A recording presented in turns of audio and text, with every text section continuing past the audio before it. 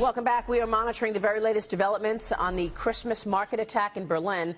German authorities reportedly failing to deport the suspected fugitive who drove the truck as far back as June. The suspect, identified as Anis Amri, he was reportedly plotting a serious act of violent subversion.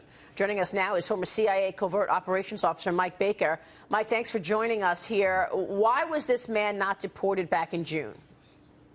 Well, it wasn't because the German authorities didn't know about him. It was literally because they were having a sort of a diplomatic argument between German authorities and Tunisian authorities over the fact that Amri didn't have identity papers. So the Tunisians were saying, well, he can't prove his identity.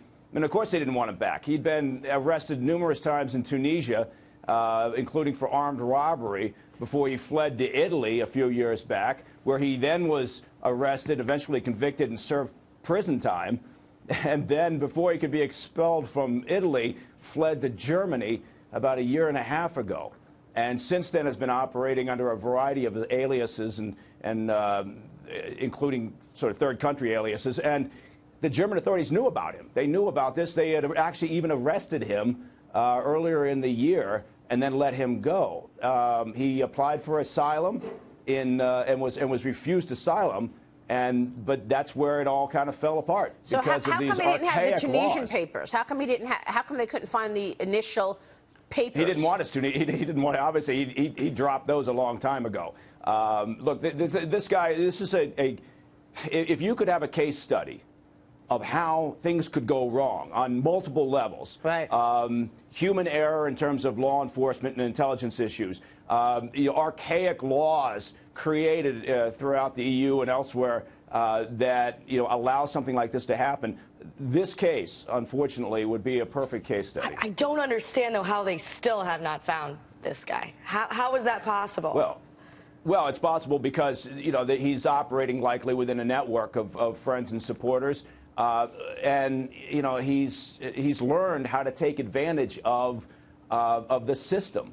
And we talk about this, and sometimes people roll their eyes, but the truth is that Islamic jihadists, or just in general people who are looking to do us harm, they know how to use the liberties and freedoms that we enjoy and that we value and treasure. They turn those against us, and that's what someone like Amri does in a place like Germany and previous to that in Italy.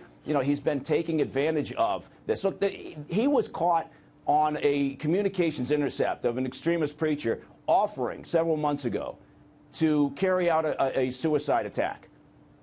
But the Germans felt they didn't have enough to arrest him.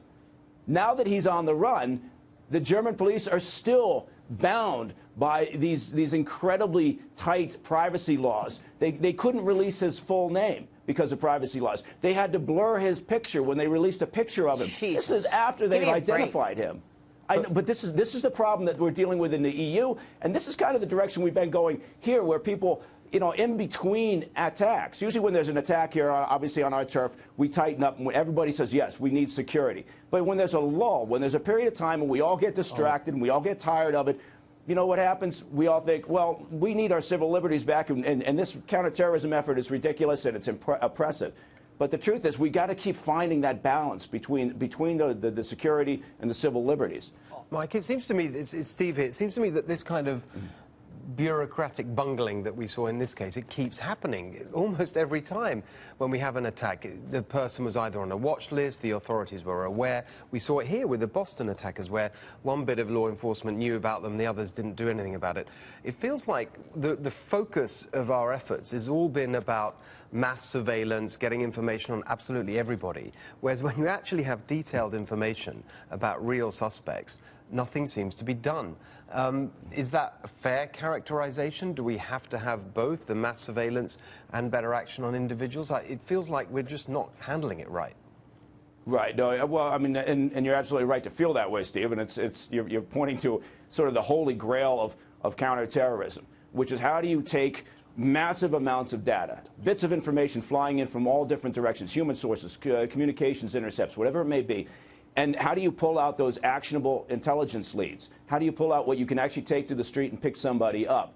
And you know, people can take some comfort in the fact that we're better at it now than we were 5 years ago, 10 years ago. But it's a human process, and it's never going to be perfect. But part of the problem is it's not just, okay, why can't one agency communicate with another agency? Part of the problem is above that. Part of the problem is the political issue. Part of the problem is how you share information, what's allowed within the, you know, privacy laws, what's allowed within this, our framework of what we consider to be, you know, free and fair civil liberties, and yet still maintain some security.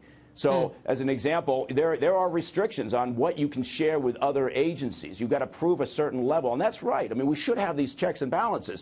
But I think we're not good at revisiting the issue. We're not good at saying, is this right for the current conditions? All right, we will leave it there. Mike, great to have your insights as always. Thanks so much. Sure, thank you. Mike Baker joining us there.